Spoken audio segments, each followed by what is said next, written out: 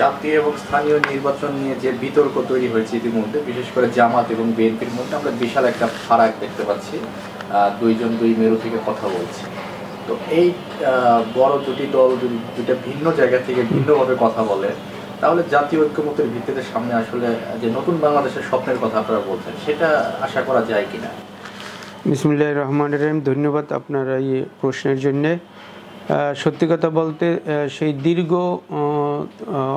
দিন পরে আবার সেই আজকে উপদেষ্টা মণ্ডলীর প্রধান প্রফেসর ডক্টর মোহাম্মদ ইউনূস সাহেব যে সমস্ত রাজনৈতিক দলগুলোকে আহ্বান করেছেন, আহ্বানের যেটা দেখলাম যে 6টি সংস্কারের যে চেয়ারম্যান বৃন্দ ছিল এবং প্রধান উপদেষ্টা এই মুহূর্তে একটি কমিটি গঠন করেছেন। সেটা হচ্ছে ঐক্যমত একটি কমিটি, সেটার প্রধান হচ্ছেন প্রফেসর ডক্টর মোহাম্মদ ইউনূস। তো সেখানে আমরা 12 দল থেকে আমরা বাংলাদেশ লেবার পার্টি আমরা সেখানে উপস্থিত ছিলাম এবং অনেক রাজনৈতিক দলই উপস্থিত ছিল, যার যার মতো বক্তব্য রেখেছেন। প্রথমে প্রফেসর ডক্টর মোহাম্মদ ইউনূস প্রাথমিক বক্তব্য দিয়ে উনি অনুষ্ঠানের সূচনা শুরু করেছেন। সেক্ষেত্রে আমাদের যারা ওখানে উপস্থিত ছিলেন জাতীয় নেতৃবৃন্দ এবং রাজনৈতিক দলের সবাই যার যার মতামত প্রকাশ করেছেন।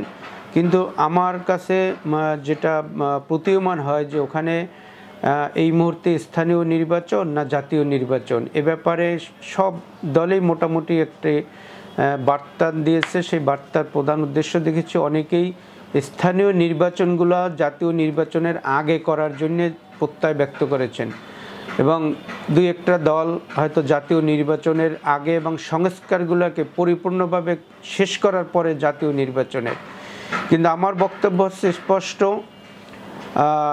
এই বর্তমান পরিস্থিতিতে এবং বর্তমান আইনশৃঙ্খলার পরিস্থিতিতে যদি স্থানীয় নির্বাচন করা হয় এবং সেই নির্বাচনের দিকে যারাই আগাচ্ছে, আমি মনে করতেছি ফ্যাসিস্ট শেখ হাসিনার যে আওয়ামী লীগ এই দেশ থেকে পালিয়েছে, এই নির্বাচনের উদ্দেশ্য করে এই নির্বাচনকে তারা এখানে একটি সংযুক্ত করার জন্য মনে করতেছে একটা পথ। সেই পথের ক্ষেত্রে যদি তারা নির্বাচনে আসে, সেখানে একটি সিভিল ওয়ার হওয়ার সম্ভাবনা আছে, যেটা রাজনৈতিকভাবে শেখ হাসিনাকে পালিয়ে যাওয়ার ছিল রাজধানী কেন্দ্রিক, কিন্তু এইটা গ্রামে গঞ্জে এই যে আওয়ামী লীগ তারা যদি পুনর্বাসন হওয়ার জন্য একটা খুবই সম্ভাবনা আছে। তো সেক্ষেত্রে এই স্থানীয় নির্বাচন অথবা কেউ এরকমের বলছেন যে যেহেতু লোকাল গভর্নমেন্টটা এই মুহূর্তে আইনশৃঙ্খলার খুবই স্বাভাবিক অবস্থা, মানুষ সেবা পাচ্ছে না, অনেকে বলারও চেষ্টা করেছেন যে তাদেরকে পুনর্বহালের জন্য। তাহলে পুনর্বহাল কারা? ওই আওয়ামী লীগের নেতৃবৃন্দ যারা নির্বাচিত হয়েছেন এই 15 বছরে সবই আওয়ামী লীগের। হয়তো দুই একটা জায়গায় দুই একজন হয়তো অন্য মতাবলম্বীর হয়তো লোকজন আছে, কিন্তু আপনি দেখুন এখানে যদি এই লোকাল নির্বাচনটা বা পুনর্বহাল যেটাই করতে যায়, এখানে আবার একটা অরাজকতা, বাংলাদেশ একটি অস্থির ষড়যন্ত্রের শিকার হবে। তো সেই জন্য আমার মতামত হচ্ছে বাংলাদেশ যদি আমরা বিনির্মাণ করতে চাই, সেই 5ই আগস্টে ছাত্র জনতার শহীদের রক্তের বিনিময়ে যে বাংলাদেশ হয়েছে, এটা ব্যাহত হবে, ব্যাহত হওয়ার সম্ভাবনাই আছে। কারণ এখন পর্যন্ত যে আইনশৃঙ্খলা এটা লোকাল প্রচুর, এই মুহূর্তে আপনার ছিনতাই, জমি দখল, আপনার কিশোর গ্যাং এবং সব জায়গায় দেখা যাচ্ছে যে আওয়ামী লীগের যারা লোকালভাবে কাজ করছে তারা এই বিএনপি অথবা জামাত বা অন্যান্য দলের সাথে মিশে একটি অরাজকতা সৃষ্টি করার পায়তারা করছে। তো সেক্ষেত্রে আমি আহ্বান করতে চাই, এই মুহূর্তে আমার মনে হয় লোকাল নির্বাচনে যাওয়া এখন পর্যন্ত উপযুক্ত সময় এই মুহূর্তে এখনো হয় নাই, এবং যদি হয় সেটা জাতীয় নির্বাচনের পরে আমার মনে হয়। কিন্তু ওখানেও একটা প্রশ্ন থেকে যায় যে জাতীয় নির্বাচনের পরে ওই লোকাল নির্বাচনকে একটা প্রভাবিত করার সম্ভাবনা থাকে, কারণ জাতীয় নির্বাচনে তখন দেখা যায় যে যারা নির্বাচিত হয় এমপি মন্ত্রী তাদের একটা প্রভাব খাটায় লোকাল নির্বাচনে। এই জন্য একটু ভয় থাকে, কারণ এই এমপি মন্ত্রীরা কোনো নিয়ম শৃঙ্খলা বা আমাদের যে সাংবিধানিক যে দায়িত্ব পালন করে না, কারণ শেখ হাসিনার সময় দেখেছি সেই বাহার কুমিল্লাতে কীভাবে নির্বাচন কমিশন থেকে তাকে সাসপেন্ড করা হয়েছে, ওখানে যাইতে নিষেধ করা হয়েছে। সেই স্বৈরাচার বাহার কিন্তু ওখানে সেই লোকাল গভর্নমেন্টে তার মেয়ের পক্ষে মেয়রে কাজ করেছে। এই জন্যে আমরাও একটি শঙ্কিত, কারণ আমরাও বুঝতে পারতেছি না যে এই লোকাল গভর্নমেন্টটা যদি আইনশৃঙ্খলা উন্নতি না হয় যাওয়া ঠিক হবে না।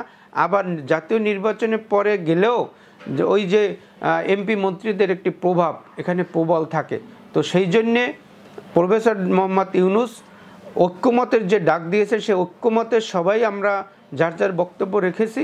কিন্তু আমি এখানে মনে করি যে যদি একটি নির্বাচন কমিশনকে যদি পুনর্গঠন করা হয়েছে, যদি ওই সাংবিধানিক দায়িত্ব পালন করতে পারে, যে স্থানীয়ভাবে আমরা 15টা বছর যে ভোট দিতে পারি না, যদি এই রাজনৈতিক দলের সচেতনতা এখনও যদি প্রয়োগ করা না হয়, এই সচেতনতার কারণেই আজকে শেখ হাসিনা ফ্যাসিস্ট হয়ে দেশ ছেড়ে পালিয়েছে।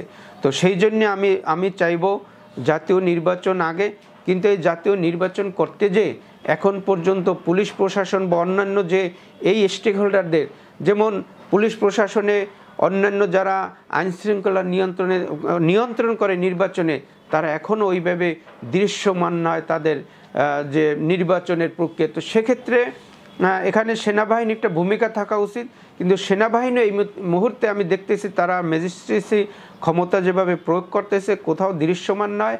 সব জায়গায় এই মুহূর্তে যে ডেভিল হান্ট নামে যেটা শয়তান পাকড়াও, আমি বলতেছি শয়তান পাকড়াও, দীর্ঘ 6 মাস পরে এই শয়তান পাকড়াতে যেটা দেখতেছি সেইটা আসলে খুব কার্যকরী ভূমিকা রাখতে পারতেছে না।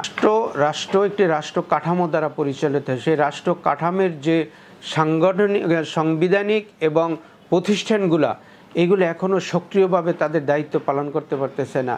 সেখানে গতকালকের বৈঠকে আমার কাছে একটা সুস্পষ্ট একটি বার্তা আসছে, এখনও আমরা আসলে সেই 53 বছরে যেভাবে আমরা বলি, এখনও আমরা এক প্ল্যাটফর্ম উঠতে পারি না। আজকে 15টা বছর আমরা ফ্যাসিস্টকে তাড়িয়েছি, কিন্তু এখনও আমরা এই আমাদের ভিতরে সেই সচেতনতা বা আমাদের রাষ্ট্র কাঠামোকে যে তৈরি করার জন্যে যতগুলো প্রতিষ্ঠান দরকার এবং একত্রিত এক প্ল্যাটফর্মে থেকে যদি যে কাজ করা দরকার, এখন আমি এখানে দেখতে পারতেছি বিভাজনের একটা আমি গন্ধ পাচ্ছি। সেই বিভাজনটা যদি আমাদের ভিতরে যদি বিদ্যমান থাকে, আগামীতে আমি মনে করি এই বিভাজনের সুযোগ সন্ধানীরা তার ভিতরে ঢুকে বাংলাদেশকে আবার একটা অকার্যকর রাষ্ট্র তৈরি করার জন্য সচেষ্ট আছে। সেখানে আমি বলবো আমাদের যারা রাজনৈতিক দল দীর্ঘ 15টা বছর আমরা এমন কোনো কেহ নাই যে স্বৈরাচার ফ্যাসিস্ট হাসিনা কর্তৃক দ্বারা নির্যাতিত, সর্বোচ্চ নির্যাতন এখানে উল্লেখ করা প্রয়োজন যে আয়নাগরের মতো রাষ্ট্র দিয়ে দ্বারা পরিচালিত হচ্ছে। তো সেখানে যদি আমরা এইটাকে যদি এক প্ল্যাটফর্মে না আসতে পারি, এই বাংলাদেশ কিন্তু 53 বছরে যেটা পারে না, আগামীতে আমি মনে করি একটা বিতর্কের জায়গা থেকে যাবে। সেটা প্রফেসর ডক্টর মোহাম্মদ ইউনূস আসুক, অথবা আপনার কথায় যদি বলতে যাই যে এটা শুভঙ্করের ফাঁকি থেকে যাবে, এই শুভঙ্করের ফাঁকিতে আবার শেখ হাসিনা পুনর্বহাল হবে।